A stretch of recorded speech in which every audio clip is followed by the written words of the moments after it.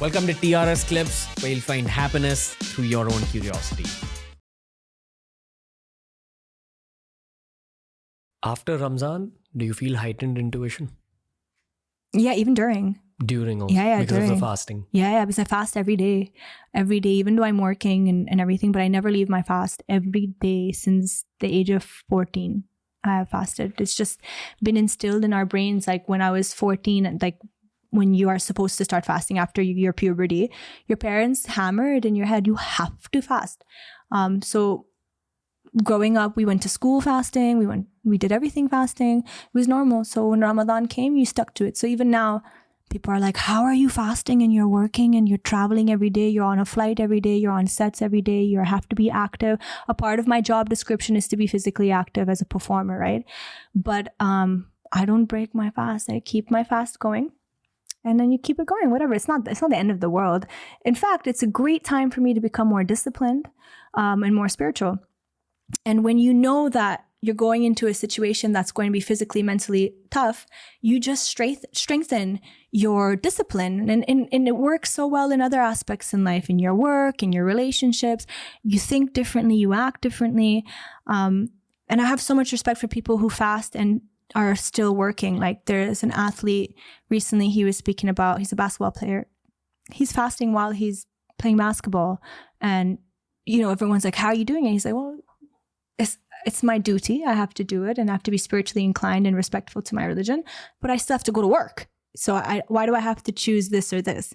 So I fast, I go to work. And in the midst of all this, I feel more in tune, as you said, to my intuition, more in tune to my actions, my thoughts, and more spiritually sensitive. Yeah. You also pray? Yeah, every for day. Sure. Yes. That's where the intuition comes from. Yes, 100%. I think you're right. It's the same thing as when people meditate. I feel it is like meditation. Yeah, prayer is definitely meditation. And when you go into your zone of connecting with your creator, whoever that is for you or for anyone else, you're on a different realm, I feel like, spiritually and mentally. That's the survival skills shield that people don't understand, because people are trying to practicalize and rationalize everything. But when you actually begin praying with your heart, you realize everything that it gives you, especially if your ambition is huge. Especially if your ambition is huge.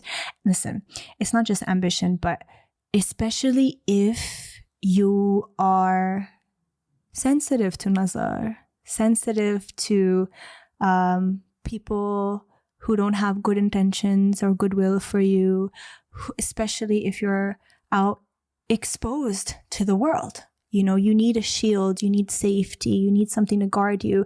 And I think prayer really does guard you and help you get out of certain situations. When we pray 5 times a day, what's so beautiful about it is that in the chaos of the world and whatever you're doing, there's 2 minutes that you stop and you remember your creator and you thank him, and you also ask for things. You ask for protection, you ask for forgiveness, you ask for all these things.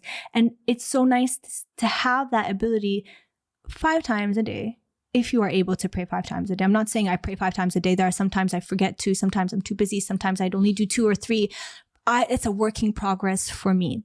Between me and myself, I work towards doing that. But when you can, it's a moment where you connect and you remember certain things. And of course, when you remember to be more grateful and thankful, the universe or God gives you more, right? It's a transaction almost, right? The law of attraction. And when you're seeking a moment with your creator, automatically that makes you more spiritually stronger, and that makes you more protected from the external things that are coming your way, especially if you're a public figure. Okay, so this is something I wondered about namaz. Okay. When you're sitting for it, there's a chant you're doing in your head, right? So while you're chanting, are you also thinking of your wishes? So you're not chanting. So what you're doing is, first, there are things that we memorize when we're doing our namaz. So you're memorizing the shahada, right? Which is your prayer. well, your shahada is basically bearing witness that there's only one God, etc., right? So you're reiterating that. Once you reiterate that, you start to read the ayats from the Quran, which you're memorizing. There are specific ayats that we have to say when we start our prayer, like surahs, like Surah Al-Fatiha. That's a surah that we have to always start our namaz with. And all Muslims who pray have memorized this surah. So we always start with that. Surah means a whole chapter, basically, of the Quran. Then there are... Is it like in the form of poetry? Yeah. So it really is. Yes, it really is. Yeah, and you recite it. When you're reciting it, you recite other chapters of the Quran, and then you start to say things like, I thank God, the Creator, I thank God, the Creator. And then when you prostrate and you have your head to the floor and you're praying, that is the moment where you're asking for forgiveness. That is the moment where you're asking for anything. You're making your du'as, basically. That is the moment where you're connected to God at a different level altogether. And people use that moment for a lot of things, to say a lot of things. Most people use that for forgiveness, really, because we're sinners, right? Throughout the day, we're constantly sinning. So that's the moment where, again, you're reconnecting with God. Again, you're trying to clean your slate. And then when we get up again, we recite the surahs again, we do our ayats again, and then we go back down. And it is kind of a bit of, it is literally meditation. It really is. Because what you're doing when you're meditating is you're chanting, right? But you're chanting really strong words. They have meaning. They have spiritual meaning, right? And they're opening realms where you're starting to connect with another higher energy. So when we're doing our namaz, and whatever we say, as much as I'm saying they're surahs and they're ayats, but they have a lot of strong meaning and energy attached, yes, and power attached to them. So we are technically, it's almost the same. It's almost the same, yeah. But it's there's a whole science behind prayer. And I think because we've been so distracted with worldly things and technology and phone and Instagram, and there was a period of time where it wasn't cool to be religious, and it wasn't cool to talk about spirituality, and it wasn't cool to be connected with your Creator. So that era, which I think it's disappearing slowly, in that era, people didn't want to think about this or talk about it. Now we're going into an era where people want to talk about it more. They're open-minded. They want to learn more. I think we should take this opportunity to research these things more, because there is a science behind why we do what we do, why we pray, why we connect ourselves to our Creator, and why we meditate, and why we isolate ourselves for some time, and we try to almost connect our inner being with the higher energy, the higher power.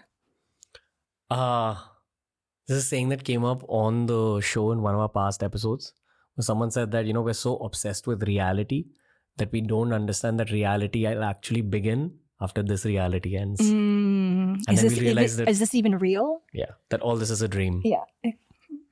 And you're just playing a part in the illusion. Look, it's possible. We have to be open to all these things. Words have power, paragraphs have power, poetry Thoughts have power. Language has power, especially ancient languages. Yes. I think what I was getting to with that question was about what was the word you said before dua? Like you bend down to the dua, but right before that, the paragraph? The surahs? Surahs. Yeah. So that would be inward, right?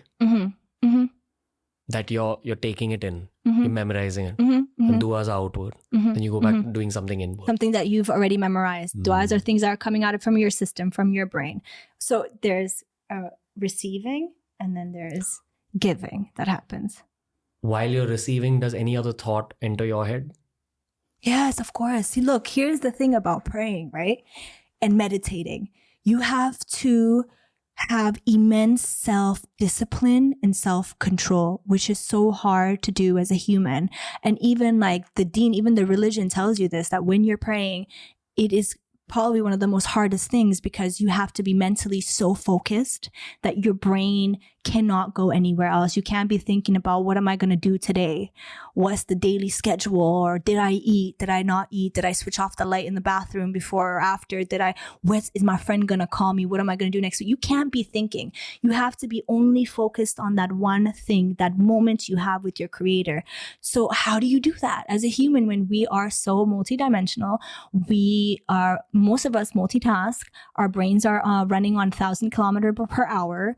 A lot of us have ADHD also. There's a lot of factors. So how do you do this? I'm sure when you meditate, you have a hard time tuning out too, right? For the full time that you're meditating. So what happens is you might tune out for a second and then you bring yourself back again. It happens again. You bring yourself back again. And then you keep doing that until you're so disciplined, which is hard, but you work towards that. And once you're able to have that kind of mind control on yourself, imagine what all you can do in your life, in other departments, how much discipline and self-control you can have. So what you're doing is you're building on your character, you're building on your morals and values, and you're building on you as a human. When you're outside in the society, you're able to control yourself more. And you're probably able to sin less too. You're able to make certain decisions because you're controlling your mind better. You have more self-control. But it's a deep conversation. That's like a different episode altogether because nobody's ever asked me this question. So this would be kind of new for a lot of people to hear me speak about this kind of topic. But definitely this could be a separate episode because I think a lot of people are interested to know everything behind what we just discussed. Prayer builds you up. That's what I truly believe. It definitely builds you up and it builds your faith. It solidifies your faith and it creates a protection, a border around you. And many people have said this. There have been spiritual people who have said this. There have been scientists who said this. Many people say that prayer in a very mysterious way protects you spiritually. Not everything has to be quantified or understood. Of course, 100%. It's just what experiencing you can't things. See air, right? But it's there. You know what I mean? So...